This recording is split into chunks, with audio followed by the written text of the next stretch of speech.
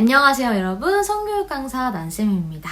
제가 이전에 경구 피임약, 즉 사전 피임약 복용 방법과 Q&A에 대해서 말씀을 한번 드렸었는데요.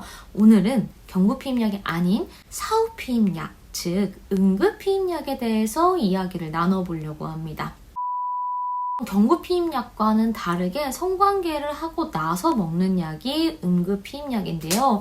예를 들어서 콘돔이 관계를 하다가 중간에 찢어졌다든지 혹은 가임기인 기간이었는데 성관계를 하고 나서 보니까 임신이 될까봐 너무 불안하다든지 굉장히 다양한 경우들이 있겠죠. 응급 피임약은 성관계를 하고 나서 최대 72시간에서 120시간 이내 먹을 수 있는 약입니다.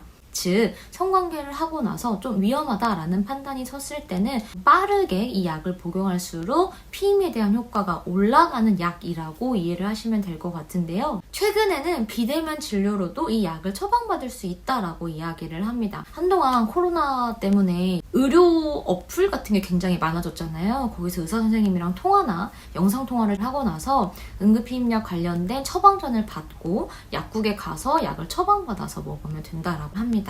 경구 피임약이랑 좀 다른 것 중에 하나가 뭐냐면 보통 경구 피임약은 처방전 없이도 저희가 그냥 약국 가서 약 주세요라고 하면 살 수 있었지만 응급 피임약은 굉장히 고농도의 호르몬 약이기 때문에 무조건 처방전이 필요합니다. 그래서 비용도 훨씬 더 비싸요. 그러니까 약값이랑 병원비 이렇게 합치면 한 3만원, 4만원, 많이 들면 5만원 정도까지를 생각하면 될 것 같아요. 이게 왜 이렇게 비싸냐면 경구 피임약에 비해 호르몬의 농도가 굉장히 높습니다. 그래서 부작용 중에는 부정출혈이라든지 무월경, 두통, 구토 이렇게 다양한 부작용들이 있습니다. 그럼에도 불구하고 내가 임신을 하면 안 되는 상황이 있을 수 있기 때문에 이 약을 소개를 해드리고 있습니다.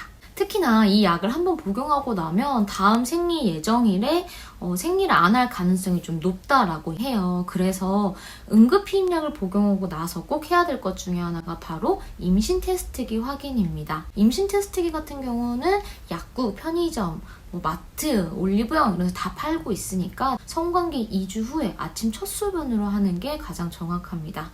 경구 피임약은 매일 먹는 거고 응급 피임약은 한 번만 먹으면 되니까 오히려 경구 피임약이 더 몸에 안 좋은 것 아닌가요? 절대 그건 아닙니다. 응급 피임약이 호르몬 농도가 훨씬 더 높기 때문에 응급 피임약보다는 경구 피임약을 사전에 복용을 하는 게 훨씬 더 안전하게 나의 몸을 지킬 수 있는 방법 중에 하나예요. 또한 응급 피임약 같은 경우는 한 번 먹고 다음날에 또 먹고 또 먹고 또 먹고 할 수 있는 약이 절대 아닙니다. 보통 생리 한 주기, 한 사이클 안에 절대 2번 이상 복용하는 것을 권장하지 않고 있고요. 응급 피임약을 먹고 나서 그 다음날에 또 관계를 해서 또 위험하다고 해서 약을 처방해주고 있지는 않습니다. 또한 응급 피임약을 먹었다고 해서 무조건 임신이 안 되는 건 아니에요. 아까 말씀드렸던 것처럼 최대 72시간까지 가능한 약이 있고 최대 120시간까지 가능한 약이 있기 때문에 약을 먹었다고 해서 무조건 임신이 안 된다 라고 생각해서도 또 안 된다는 거죠. 응급 피임약을 먹으면 임신을 못하게 되나요? 이거는 의사 선생님들의 이야기를 들어본 결과 응급 피임약을 먹고 다음 주기 때 생리를 제때 하기만 한다면 크게 영향을 미치는 건 또 아니라고 얘기를 해주셔서 조금 더 안심하고 먹을 수 있을 것 같아요. 응급 피임약은 낙태하는 약은 절대 아니라는 거, 이 약도 성분이 전혀 다르다는 것도 한 가지 더 말씀을 드립니다.